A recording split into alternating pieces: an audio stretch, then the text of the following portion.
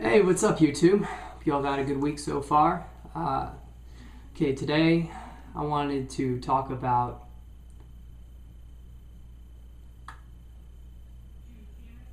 moving through painful emotions.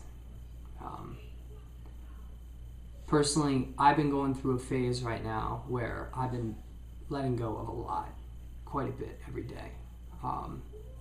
As a result, I've been coming face to face with a lot of these painful emotions that have been repressed, since whenever. And this is without question the hardest part of all this. Like, all of us live in varying degrees of resistance to life and reality. And awakening is about coming back into life.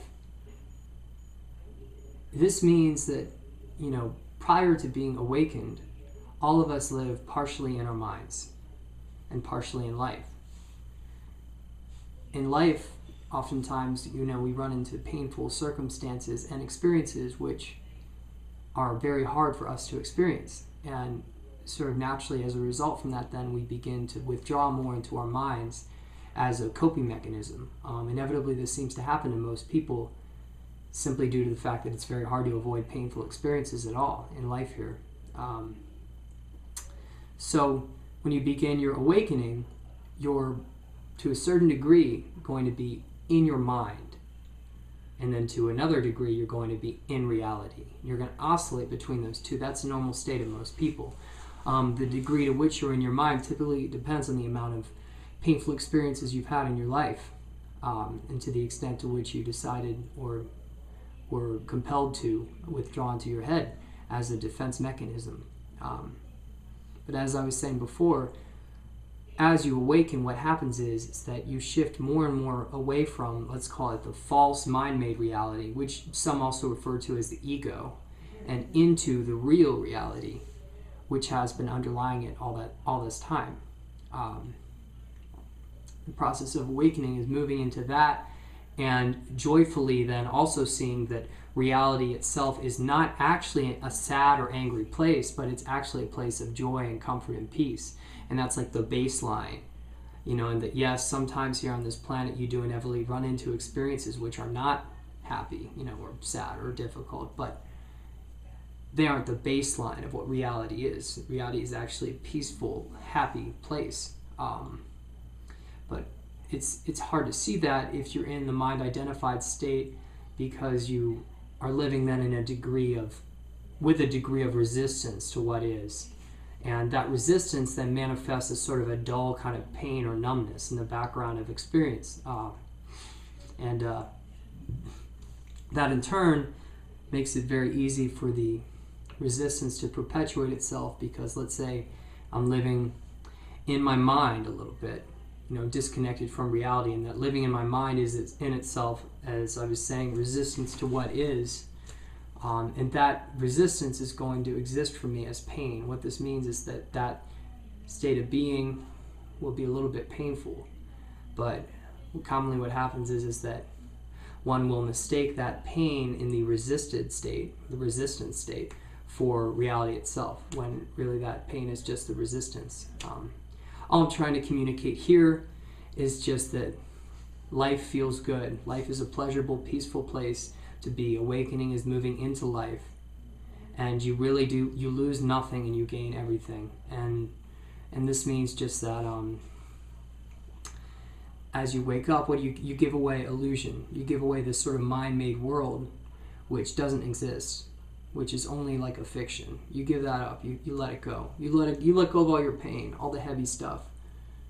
And in return, you get peace, you get joy, you get reality, you get authenticity, you get fulfillment. This is the sort of bargain, this sort of bartering that you do as you awaken.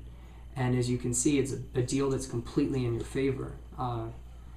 This is a lot like, one of my favorite thinkers was a man named Pascal. And that was actually his quote, that when you make a deal, he called it with God. He said, when you make a deal with God, you lose nothing and you gain everything. Awakening is a very similar equation. It's pretty much exactly the same, actually. And it's hard to see that while you're in it. That's pretty much been the truth throughout, for me at least, that at least for most of the time I've been going through this, it's been hard to see that what I was giving away was really holding me back and was really keeping me in that place of pain and resistance. And more it's been easier to see that what I was holding on to was the resistance itself.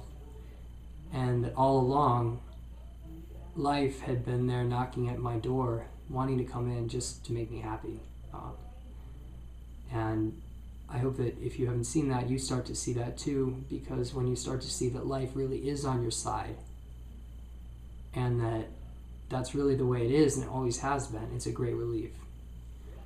Most of the negative ideas we may have about the nature of things we come up with them while we're in a state of pain or resistance to what is, and they're not necessarily true, and they're more about that state of resistance than they are about life. So look at any ideas you may have about life that are negative in nature skeptically, or critically, and examine them, because they most likely are not true, and that's for your good, for your benefit, because we're very lucky that life is the way it is. I'm sorry if I'm a little bit scattered today. Like I said, it's been like these last few days I've been letting go of a tremendous amount. You'll notice you'll go through times where it seems like you're moving more slowly, and then other times it seems like you're moving really fast. And for me, like these last few days, this last week has been the fastest period I've ever experienced. I'm pretty sure this is all going to be over for me actually within a week or two. I'm very excited about that. I'm just sort of drained right now because it has been tremendously intense. But you'll reach that point. It's like when you get really close to the end, you start to know when it's going to finish. And it isn't just like intellectually like, oh, I know. It's more like you see all these events in your life aligning on a single point in a single time period, and you just know. And I am very excited about it, but like I'm just completely wiped out right now. And pretty much like letting go of stuff, it's the best thing you can do. Like I learned the Sedona method, learned that release technique. It's amazing.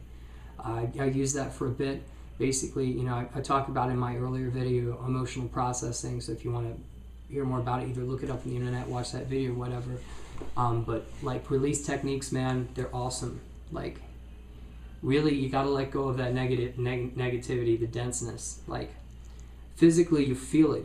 They're like they're these heavy emotions inside your body, and then you let them go, and you feel like relief and lightness. Like I'm not one, who's much for. I don't like BS, basically. Like if there's a technique. Like if there's something like that, it's like I like to see, does it work or doesn't it? I like to know, boom, does it work or doesn't it? Use it or lose it, sort of thing. Emotional release techniques, they are the real deal, and they certainly do work. But this is something I've touched on before. As you let go of stuff, you're just going to feel freer and lighter, and it's truly amazing. And you're moving into reality, into life. And I'm going to sort of close out this video, I'm going to touch a little bit more on what that means and what that experience is really like. Excuse me. So like moving into life, letting go of the mind reality. What is that? It's like being a kid again. That's the basic way, although it's a little bit different because now you're a little bit wiser, hopefully, than when you were a kid.